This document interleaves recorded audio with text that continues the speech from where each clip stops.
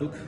կարծում եմ տեսել եք այն կադրերը, թե ինչպես է Նիկոլ Փաշինյանի անվտանգության աշխատակիցը հարվածում 18-ամյա Դավիթ Մինասյանին, որը չնայած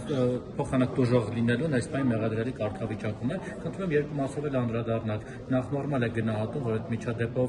18-ամյա պատանուն, ով պետք է վեճի զանգը նշել ու չի կարողանալ նշել եւ ընդունվել ու կալանավայրում են անցկացնելու եւ միաժամանակ այն, որ Փաշինյանի անվտանգության աշխատակիցը հարվածում է նրան։ Ընդհանրապես հարցի հետ կապված օբյեկտիվ անկախ քննության կարևորությունը ես ինքս եմ մատնանշել բոլոր տեսանկյուններից, այսինքն ինքը միջադեպը միանշանակ պետք է դառնա քննության առարկա, ընդ որում կապ չունի թե ում գործողությունների մասին է խոսքը, բնականաբար յուրաքանչյուրի գործողությունը պետք է դառնա քննության առարկա, եթե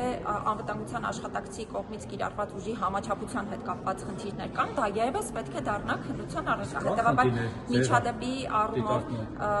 ես բնականաբար գնահատական տվող չեմ, որովհետև ես չեմ քննություն իրականացնող մարմինը, բայց եթե կան կասկածներ եւ եթե կան մտահոգություններ միջադեպի ժամանակահատվածում ուժի կիրառման համաչափության հետ կապված, դա պետք է դառնա քննության առարկա, ինչպես միջադեպի մնացյալ բոլոր հնարավոր հանգամանքները։ Առանց եթեի կան։ Դե հարգելիներս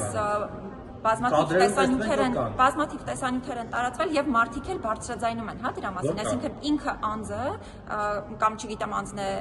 թե նրա պաշտպանական թիմն է, ամեն դեպքում մարդիկ բարձրաձայնում են դրա մասին, հետեւաբար դա պետք է դառնա քննության առարկա։ Պաշտպան, նախ տուժող չկա, որտեղ Նիկոլ Փաշինյանը այս ամենով տուժող չի, երեք հայտարարեց փաստաբանները, եւ երկրորդը մեղադրանք է առաջադրվել երիտասարդներին քաղաքական գործունեությունը խոչընդոտելու հոդվածով նաև, բայց ինչ քաղաքական գործունեություն պետք է իրականացնել Նիկոլ Փաշինյանը եկեղեցում, երբ որ նա որպես հավատացյալ այցելել էր այնտեղ, այսինքն ինչ քաղաքական գործունեություն է խոչընդոտվել այս դեպքում Հայաստանի Հանրապետության քաղաքացի Նիկոլ Փաշինյանի։ Մեղադրանքի հետ կապված պարզաբանումները մենք արդեն իսկ պահանջել ենք առաջին պահից, երբ որ հրապարակային տեղեկատվությունն է հարցի հետ կապված եղել, դրա վերաբերյալ պարզաբանումները ստանալուց հետո ես ինքս հնարավորություն ունենամ շատ ավելի մանրամասն վերլուծելու, որովհետև այս պահին դրա հնարավորությունը համենայն դեպս մյուս կողմին լսած չլինելու պայմաններում ինքս չունեմ, երևի թե հիմնական բանը որ պիտի ասեմ այն է, որ անձի ազատությունից զրկման հետ կապված մտահոգությունները կարծում եմ յուրաքանչյուրս ունենք, ես ինքս որպես մարդու իրավունքների պաշտպան, իհարկե դարձյալ շեշտադրելով, որ պահպանում եմ այն արգելքը, որն իմ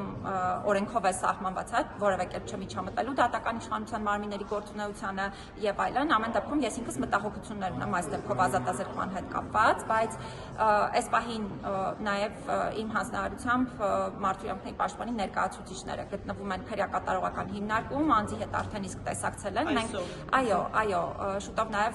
մի փոքր հրապարակային տեղեկատվություն կտանք, որպեսզի շատ ավելի հրապարակային ու թափանցիկ ու հաշվի նրա առողջական վիճակը վատացել է, երբ որ տեղափոխում են քրեակատարողական հիմնարկ եւ փաստաբանը ծնողը ասում են որտեղ է պաշտպանը, մարդու իրավունքների պաշտպանը։ Դուք այնտեղ ինչու չէիք, ինչու միանգամից տարան հիվանդանոց առանց որոշակի զննության, եւ այդ արձագանքները որ չեն ոնց որ արձագանք չկա իրավասու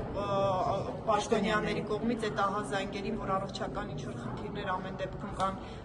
դրանց հետ կապված դու ձեր գնահատականը ինչպիսին է, ինչու չեն արձագանքում կամ պետք է այստեղ որ հաշվի առնում ենք խնդրային մասով էլ։ Ես իմ այն մասով արձագանքներին անդրադառնամ, ճիշտ ասած մի քիչ տարօրինակ է, երբ ասում են որտեղ է մարդու իրավունքների պաշտպանը կամ պաշտպանի հաստատությունը, որովհետև չի եղել որևէ ահազանգ, որը անպատասխան է եղել այդ թվում այս դեպքով պայմանավորված, ընդ որում իմ հանձնարարությամբ թեպետ այստեղ չէի, բայց անընդհատ հետևում էի ընթացքին եւ իմ հանձնարարությամբ անմիջապես են մեկնել իմ աշխատակիցները հանդիպում են ունեցել դեռևս այն սկզբնական փուլերում,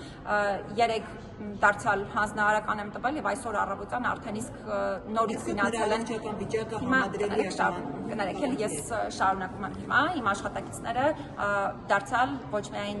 անձի հետ են, ոչ միայն ազատությունից զրկված անձի հետ են զրույց ունեցել, խորհրդապահական զրույց ունեցել, այլ նաեւ ընդհանուր բոլոր փաստաթղթերն են դիտարկել, պայմաններն են դիտարկել։ Հիմա ինչ վերաբերում է այն մտահոգություններին, որոնց վերաբերյալ ես ինքս խոսեցի, միանշանակ ես էլ եմ հատուկ արձանագրում, որ այո դեպքը պիտի դառնա օբյեկտիվ եւ անկախ քննության ուսումնասիրության առարկա, բայց արդյոք կալանքը որպես խափանման միջոց այս իրավիճակում պետք է կիրառվի, թե ոչ, հաշվի առնելով նաև անձի հետ կապված տարատեսակ խնդիրներ, առողջական վիճակով պայմանավորված եւ այլն, դարձյալ ես դրանք չեմ բարձրաձայնում, որովհետեւ ես վստահ չեմ, որ անձինք կուզենան, հա, բժշկական գաղտնիք կազմող տեղեկություններ հրապարակային լինել։ Համատեղելի է կալանքը նրա ունեցած։ Չէ, չեմ կարող հիմա ասել, կներեք, որովհետեւ դեռևս առողջական խնդիրներ միանշանակ անձը ունի, որովհետեւ փաստաթղթերի ուսումնասիրությունից, համենայն դեպս նախնական ուսումնասիրությունից, հա, ես հիմա վերջնական եզրահանգումներ չեմ ուզում անել, առողջական վիճակի հետ կապված մտահոգություններ, այո, կան, բայց վերջնական եզրահանգում արել այն մասին, թե արդյոք դա կալանքի հետ համատեղելի է, թե ոչ, ես բնականաբար հիմա չեմ կարող անել եւ դրա համար նաեւ մի այսպես ամփոփ գաղափար պիտի ասեմ, ինչու եմ ես մտահոգությունների մասին խոսում առնվազն ազատությունից զրկման ձևով խափանման միջոց կիրառելու հետ կապված, այդ թվում առնվազն նկատի ունենալով թե անձի առողջական վիճակի, թե տարիքի, թե կրթության իրավունքի երաշխավորման հետ կապված մի շարք հանգամանքներ, որոնք առնվազն մեր կողմից եւս հիմա այս փուլում ուսումնասիրության ընթացքում են